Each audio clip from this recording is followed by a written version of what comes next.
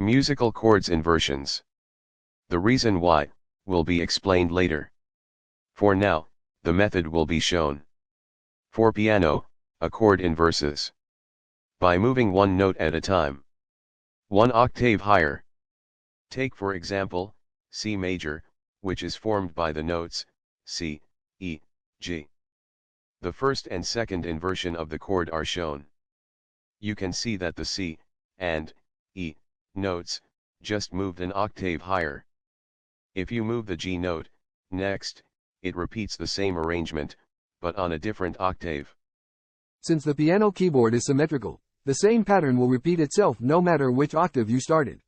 It's a different case with the guitar chord. Above are the two ways of showing a chord. The chart on the left is used when the guitar is vertical, while on the right, the guitar is horizontal. It also shows the recommended fingering indicated in the markings below it. An X mark means the string isn't strummed or stroked. Now, does this chord repeat itself? Yes, but the next repetition is on the 12th fret. From 0 to the 12th fret. Why is this so? That's because the guitar is reproducing the notes of different octaves using 6 strings and about 20 frets. Are there other C majors between fret 3 and fret 12? For sure, there are.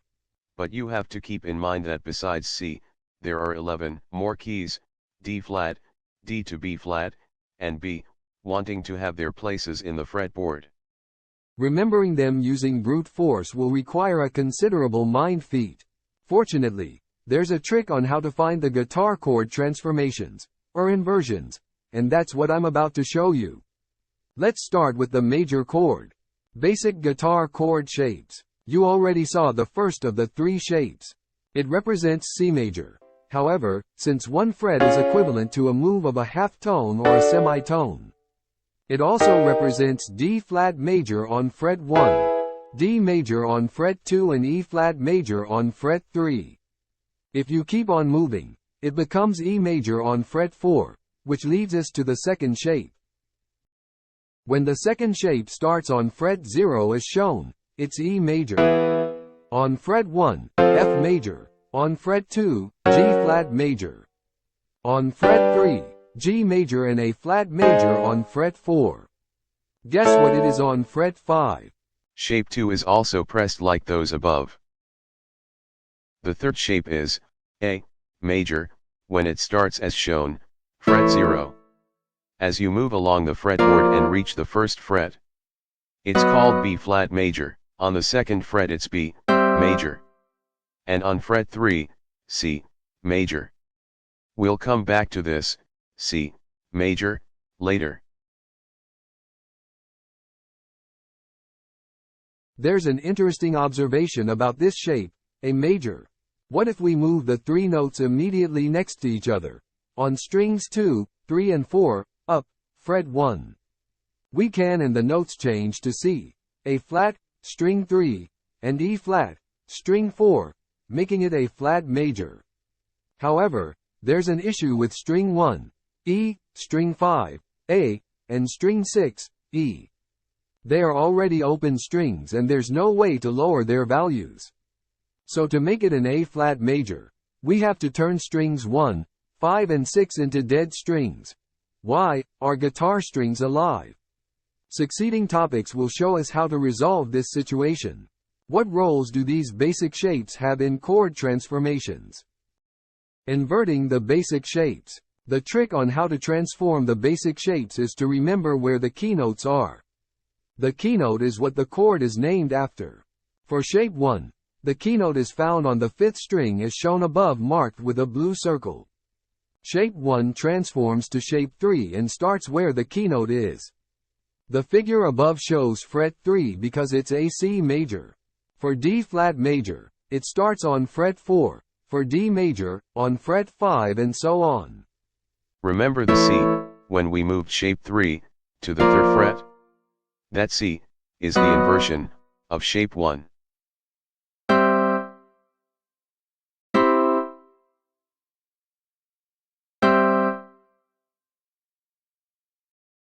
Shape 2, transforms to shape 1, skipping 1 fret from where the keynote is.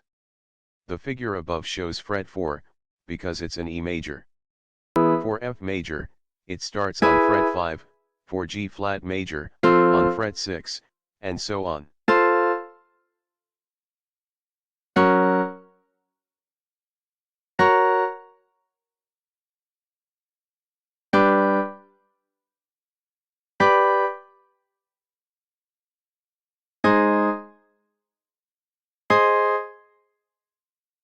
Shape 3, transforms to shape 2, skipping 2 frets from where the keynote is.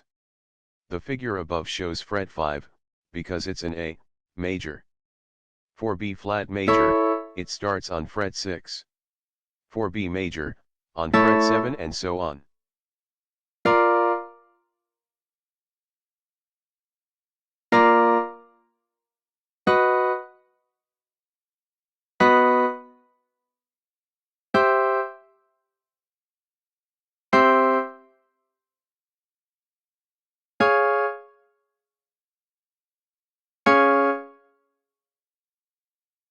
Early on this topic, it was mentioned that the C major chord repeats the same shape on the 12th fret. The sequence of figures above confirm the veracity of the statement. Transforming shape 1, we get shape 3 on the 3rd fret. Shape 3 then transforms into shape 2 on the 8th fret. Finally, shape 2 transforms into shape 1 on fret 12. It should be remembered that all of them are C major, having different shapes on different frets. Why inversion is used? With piano or keyboard, inversion is used. 1. To minimize hand movement. For example, if a song has the chord pattern C, F, G, C. Without inversion, it's played as follows.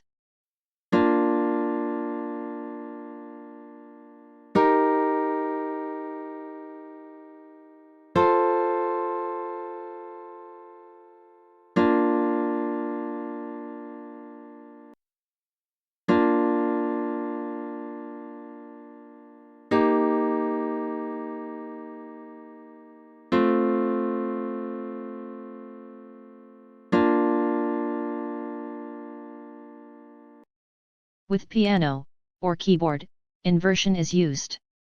2. To make the sound more cohesive. Without inversion, each chord sounds separate from the other. With inversion, each chord plays as if it's a member of the family.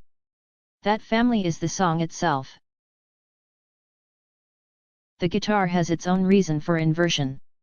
Primarily, it's for smooth transition. Unlike the piano, the guitar chord retains its shape. Even if it changes the pitch. From B to A to G, the shape remains the same. Thanks to inversion.